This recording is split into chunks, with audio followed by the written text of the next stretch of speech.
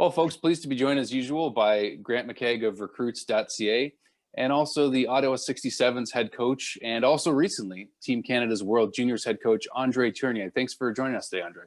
Thank you, Andrew. Thank you, Grant. Hey, Andre. So I guess we'll start talking about your nickname, Andre. We kind of got to know. You were called Bear back in your playing days, and we're just going to let you tell the story as to why that is. But that's there's a few times it goes. It was just one night thing and become an habit, and now everybody call me that way. It's more.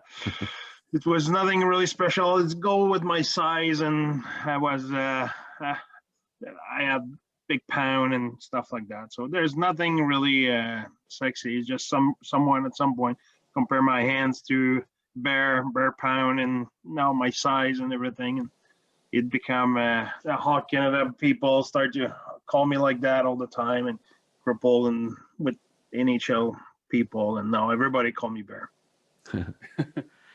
You were a bouncer at one point, I heard. Yes, I was. Yes, I was. That's part of the story. That's part of the story. For 4 years, I worked in a bar when I was 18 to 22, but just before I started to do hockey in full time.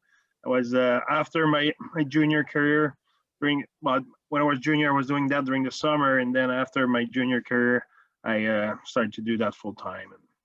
Did you ever bounce anybody famous like Serge Savard get out of hand or anything like that? Well, for sure, not somebody famous, but when you work, when that's what you do. Sometimes, yes, it gets rough a little bit, but no, there was nobody famous. Montreal Canadiens centerman Nick Suzuki, you had the opportunity to coach against him. Now, what did you see in terms of potential? Like, do you see him as a number one center for the Canadiens eventually? Well, I compare him a lot to RyanO'Reily. For me, he reminds me a lot of Ryan. A lot of people were talking about shoes skating, and he was saying, NHL, the pace and everything. But he had, for me, the same brain and a lot of skills, a little bit like RyanO'Reily. For me, it's a really good comparison. Even today, Ryan is a guy who O'Reilly play both sides of the puck really good defensively, read the game really well, defensively and offensively, makes other better. He can do it all on the ice, and that's what I saw about Suzuki. I knew he every time we play against him, he has composure. He reads the game well. He's always one play ahead. Good hands, good eye and coordination, all of it. For me, it's really a close comparison.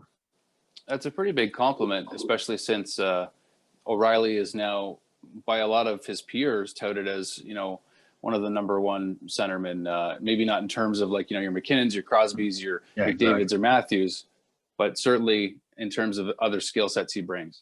That's how I saw Suzuki, and I talk a lot about it. The only thing I did not want in the people in Montreal expect spectacular player in terms of McDavid and stuff like that. That's not what he is. There's some night Suze is, you don't see him much. He's still a really good player for the team. Even if he did not make points, even if he did not example that he's a game offensively, he still move the puck at the right place. He still read off his teammate really well, sport really well. In good position defensively. So he does a lot of good things who are not sexy or not spectacular, but you win a hockey game with those kind of things. Did you grow up a Habs fan, Andre? No, I grew up in the enemy. I was on the other side of the Nordique. I was with the Nordique.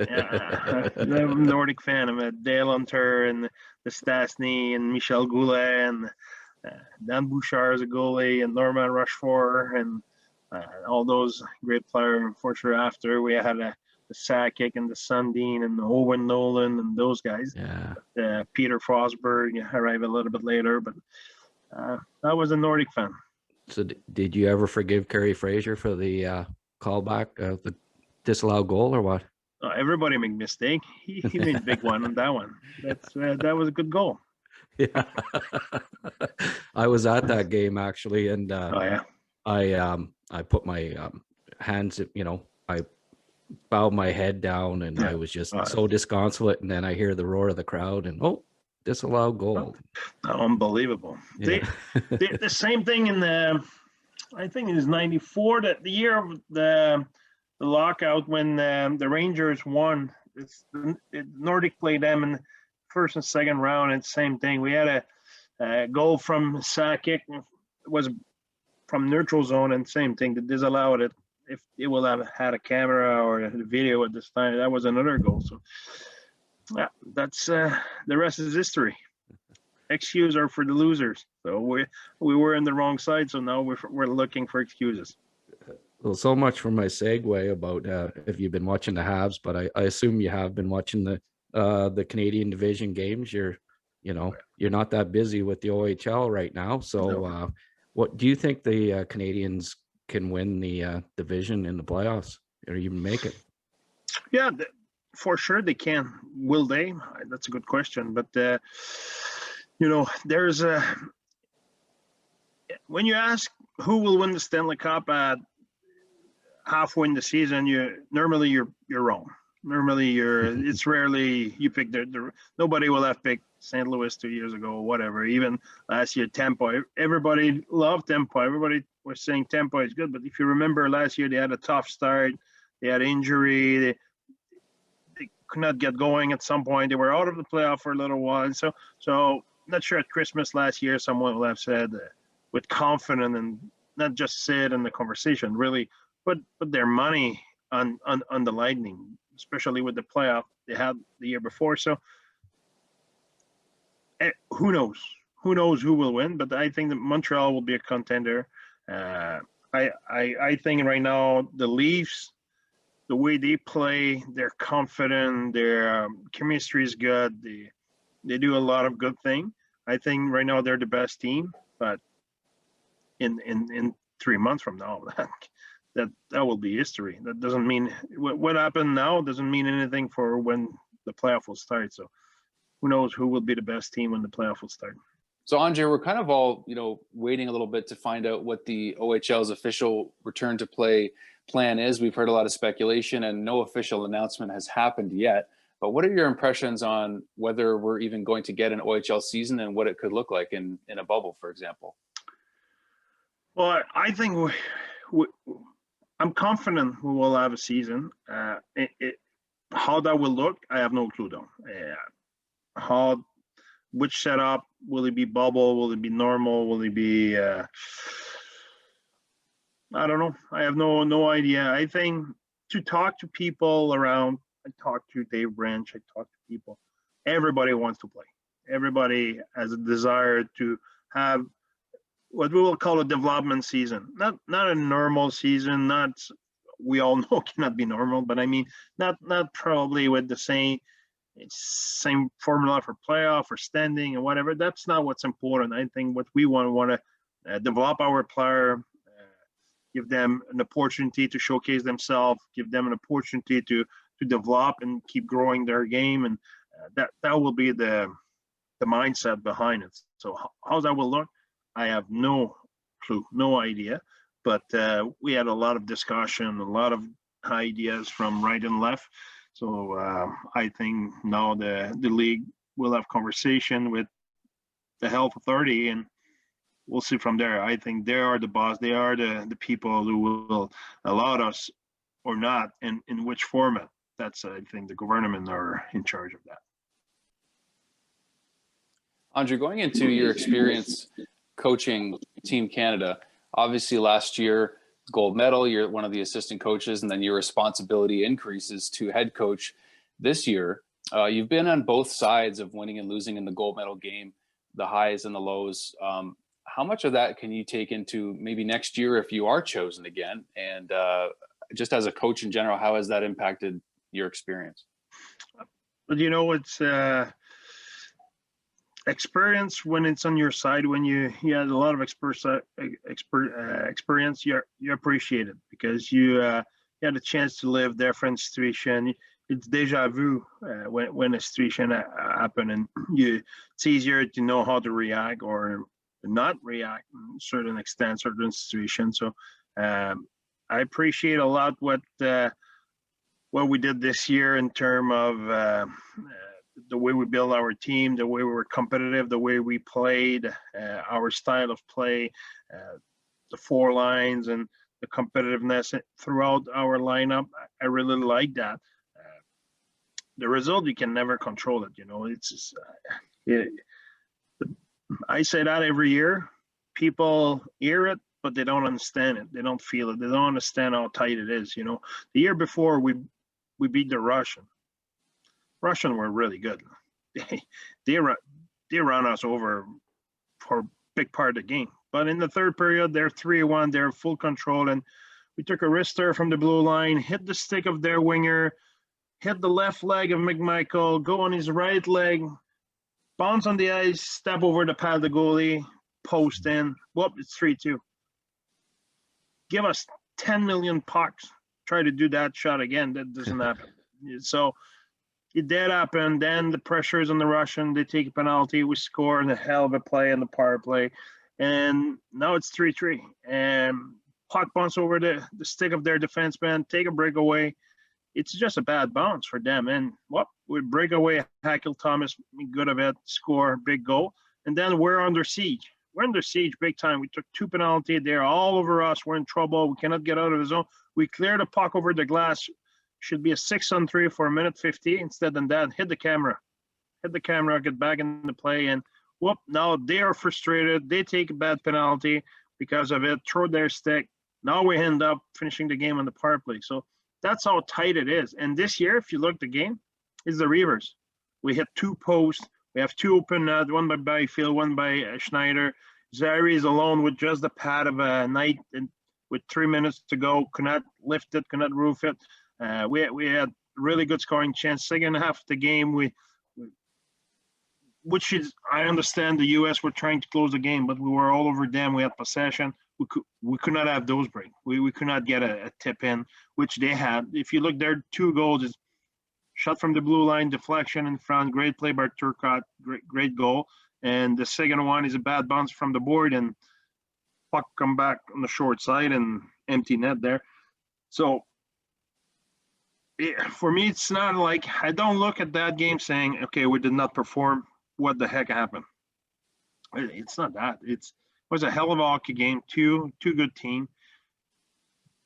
They had the momentum for 12, 14 minutes, and they made the best out of it. Good for them. They played well. We had the momentum for the last 30, 34 minutes or so, where we really pushed them, but they defend well, and give them credit. They defend well. They defend with passion. They block a ton of shots. Their goalie played well, and we could not finish. They won the game. That's it. It's not a shame of our performance. I'm not happy about the result, for sure. As a competitor and the pride of the country and everything, you want to get it done. But at the same time, it's not like I'm not sitting in my home and saying, hey, why we did not perform. No, we did perform. We did not win. Try to think of stuff you could have done better, for sure. But it's not like I'm not proud of the way the player fought and played hard. I'm proud of that. Well, that's like going back to Pat Riley back in 2006. He wanted to try to get the best out of his players, and he told them, if we don't win tonight, let it be not because we didn't put our best effort forward. Absolutely. So, that's the way I see it. I don't see it as a, there's time you lose and you say, okay, well, we could have played better. We should have played better, or what happened there? It's not one of those, It's the same thing when Guelph beat us with the 67's in the final. We're up 2-0. And I remember, because after the second game we won at home, when Mikey DiPietro hurt himself, came in the office, and I said to my partners, the first time in my life we're leading 2-0 in a series, and I feel we're so far from winning the series, because I said they are good and they were pushing, and we had tough time to handle them physically. Our D-core was a little bit younger, and they were we had a tough time to handle them. So I said, okay, they're a really good team. That will be tough to win 2 more, and they end up winning. So it's not because we didn't play well. It's not because we didn't try. It's not because our player were not engaged. No, they were. So best team did win. So that's it.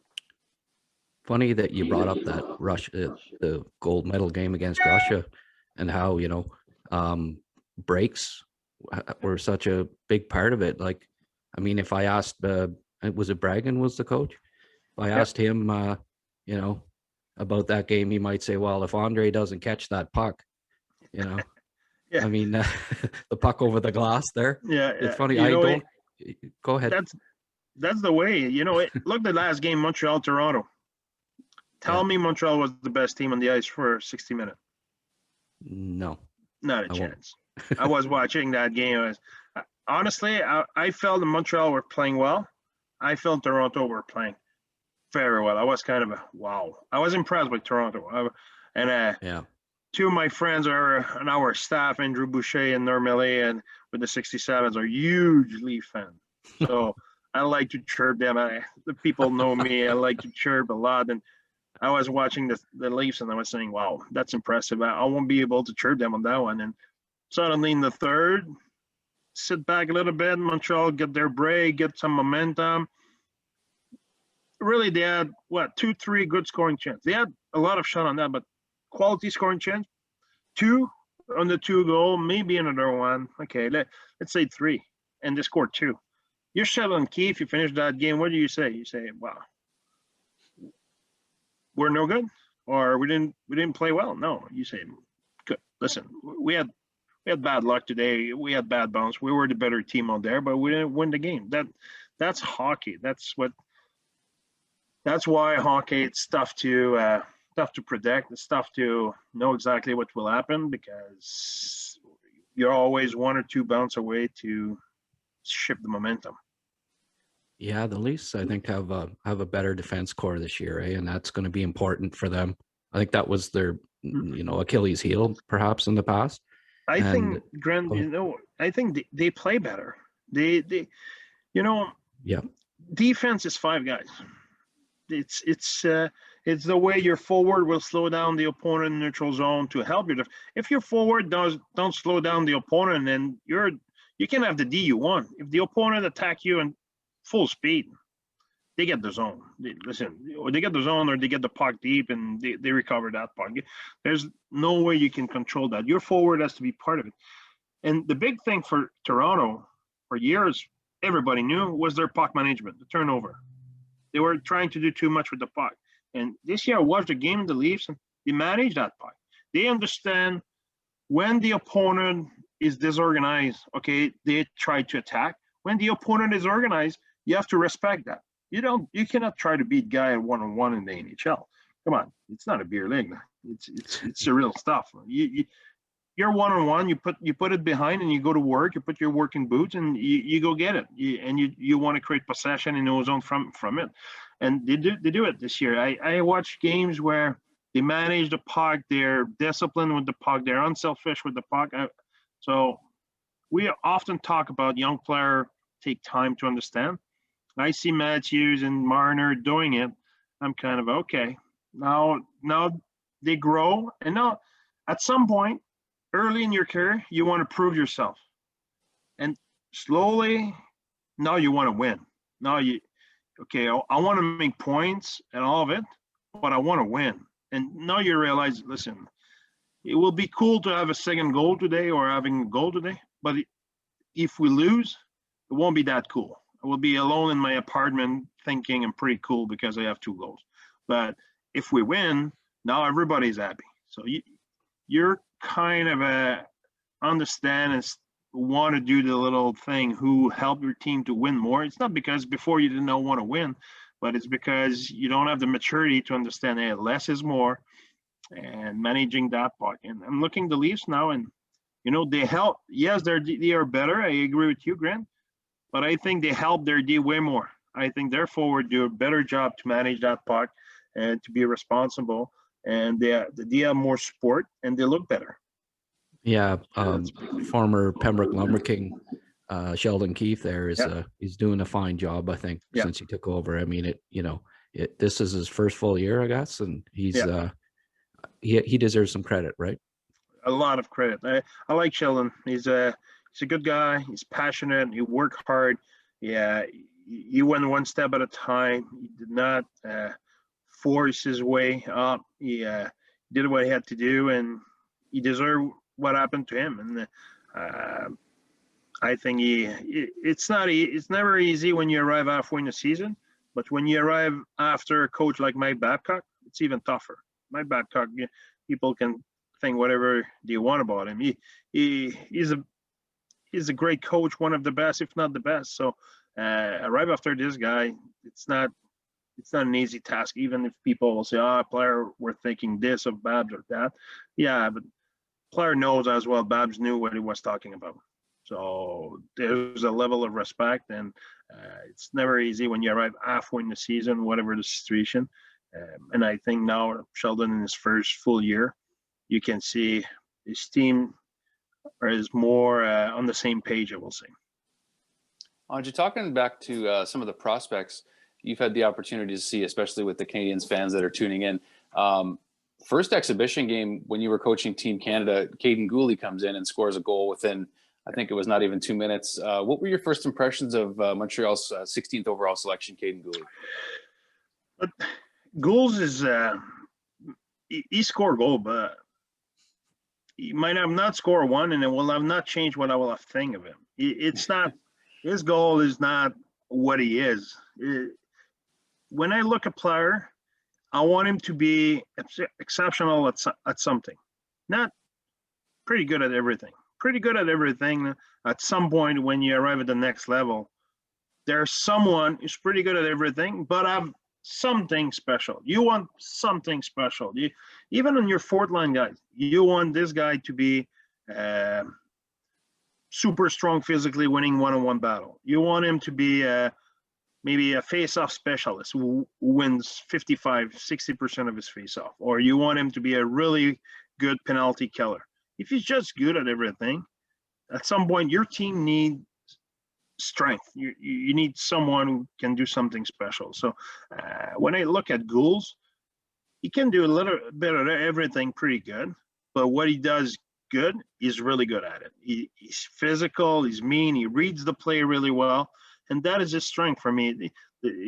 His one-on-one, his physicality, leading by his skating and his hockey sense are off the chart. So what that tell me is when this guy will play when he was 23 years old, and the good player on the other team will arrive at the rink and he will say, okay, tonight I will have to play 20 minutes against this guy who skate better than me or as good or better than anybody in our team, who is physical, who play with a lot of intensity, he's mean, and he can make play with the puck, and he reads the play really well. But that will be a tough day at the office for me. That's the way I see it. And when you've been in the hockey room, when you played, you know one of those nights. You know when those nights you arrive and you play against someone who's really tough to play against, you're already 10% not as good before the game starts. And now, if the thing's going well, okay, you will build up. But, talking to Joe Sakic, and when he was playing against defensemen who were really, really good, he knew. He said, when I was going at bed at night and tomorrow I play against so-and-so, it was not as exciting as when I would play against a team where I knew I owned this guy. I will own this guy. That will be a great night tomorrow. So that's come from a really special player. So, and God knows Joe Sakic could play against everybody, but it's not the same when you play against a guy like Guhle, who will be able not just to hit you, will be able to play with you because he can read the game and think the game.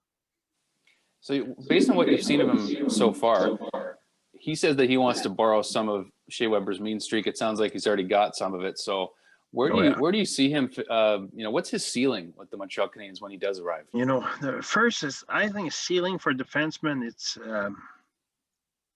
it takes longer to really know. You know, we can talk about Shea Weber. Nobody knew Shea Weber would be that good. At 18 years old, you will have said to someone, Shea Weber will be one of the best defensemen in the league for 15 years. That will have been a short conversation. Everybody will have said, come on. You know, it's same thing. Duncan Keith, second round pick, and P.K. Subban, second round pick, and you can go on and on. A lot of those guys, Vlasic's a second round pick, and Josie. whatever. Josie. You have a lot. Josie, exactly. Yeah, Roman Josie, and all those guys. So it will take time to know really his potential, because there's a lot of room for a lot of runaway for development.